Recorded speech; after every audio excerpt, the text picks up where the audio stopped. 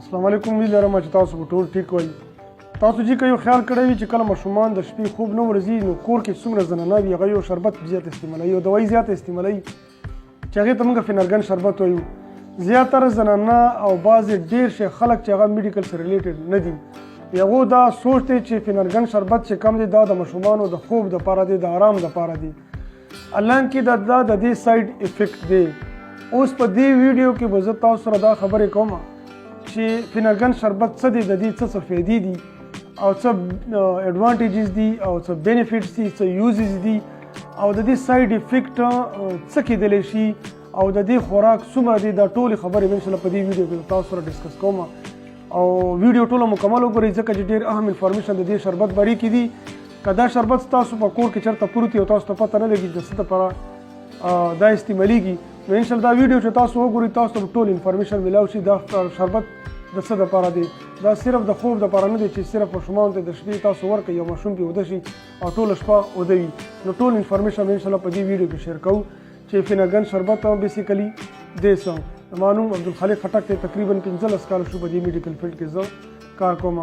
بعضې مریضانو ته ډاکټران د انجکټیبل فارم کې یا څه بل فارم کې د سرجري نه مخکې ورکولی شي چې مریض چې کم د که نه لږ ریلیکس وي. نمبر 1.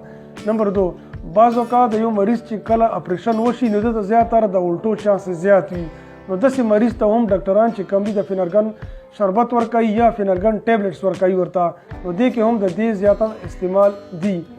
هر هغه کسان چې هغه ماشې وچیچي یا لړمې وچیچي یا داسې بل هر هغه شی چې هغه ته مونږ انسیکټس وایو یعنی انسیکټ بایټس نو داسې کنډیشن کې چونکې هغه ته کې الرجي کېږي ځګی چې کم یې سوځي ماشوم ته یا لوی ته لږ تکلیف زیات وي اریټیشن هغه ته کې زیات وي نو داسې انسان ته هم موږ فینرګن شربت هم ورکوو. په دې کې هم د دې اهم کار دی. دې لپاره هم فینرګن یو بهترین شربت دی. که تاسو استعمال کوئ نو ښه افیکټیو دی. الرجیک رینایټس نو الرجیک رینایټس کې که یو ماشوم ته یا لویو ته اپرنجي ورځي پوزه یې بهیږي نو داسې کنډیشن کې هم موږ دا فینرګن شربت ورکولی شو.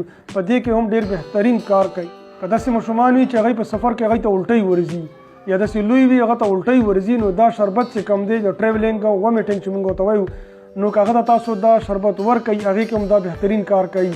یعنی که ماشومان چې په سفر کې الټۍ ورځي ورته تکلیف وي ورته هغه ته هم تکلیف وي مور پلار ته هم تکلیف وي او دې نه علاوه په سفر کې کم ګاډي کې رواني په بس کې رواني یا په بل ګاډي کې رواني هغو ته هم تکلیف وي نو تاسو د سفر نه مخکې دې ماشومانو ته فینرګن شربت ورکولی شئ. دې سره د الټیو سیسټم چې کمی که نه مکمل ختم شي دا الټۍ به دته نه ورځي. او بعضې ماشومانو ته چې کله د شپې خوب نه ورځي سپیشلي که د هغو سنت وشي دته خوب نه ورځي یا داسې څه قسم تکلیف وي ورته خوب نه ورځي ورته ایز ا سیډیټیو تاسو دا ورکولی شئ نو دې سره دې ماشوم ته راحت سکون میلویږي او دته به ښه خوب ورځي.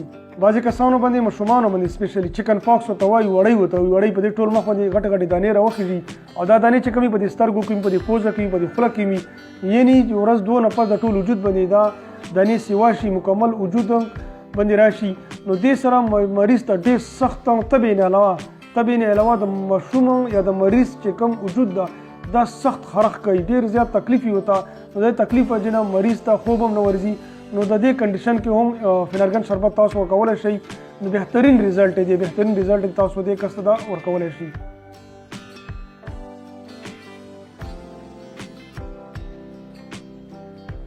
دې نه علاوه بعضې ماشومانو ته که میزلز وي جنګره وي چې بعضې علاقو کې ورته سری هم ویلی شي نو داسې کنډیشن کې هم هغه ته چونکې دانې په مخ باندې وي هغه ته مخ یا وجود یې خرخ کوي سوځي اریټیشن ورته زیات وي نو داسې کنډیشن کې هم تاسو فینرګن شربت هم دوته ورکولی شئ.